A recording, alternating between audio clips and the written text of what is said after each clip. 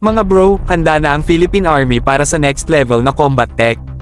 Ang ating hukbo ay naghahanap ng bagong Red Dot Combat Reflex Sights para sa kanilang mga assault rifles. At kung titingnan natin ang specs, grabe mga bro, talagang pangharabas at pangmatibay ang hanap nila para siguradong walang palya sa operasyon. Aluminum alloy housing mga bro, ang isa sa mga importante sa tech specs. Alam natin na matibay yan, at sa gulo ng combat, kailangan talaga ng equipment na matagal bago sumuko.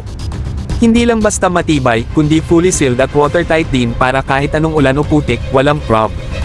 Hindi lang yan, isang magnification at dalawang MOA red dot size ang isa sa mga requirements.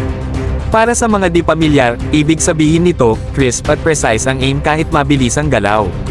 Perfect ito lalo na kung nasa kalagitnaan ng intense na labanan. Hindi na kailangang mag-squint mga bro, dahil ang target mo, klarong-klaro. Alam naman natin na ang mga military spec na kagamitan ay malupit at handang sumabak sa kahit anong klaseng hirap sa field. Kaya hindi basta-basta pwede yung mga civilian spec models na hindi kasing tibay. Iba ang laban sa gyera, at kailangan talaga ng gamit na kayang sabayan ang rough conditions ng battlefield. Kahit na walang magnification, red dot sights ang magiging mata ng tropa, mga bro.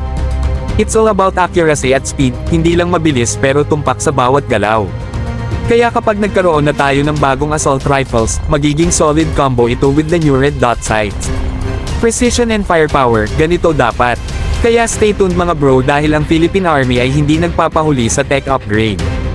Next gen combat gear, hindi lang para sa gyera, kundi para siguraduhin na handa tayo sa kahit anong labanan.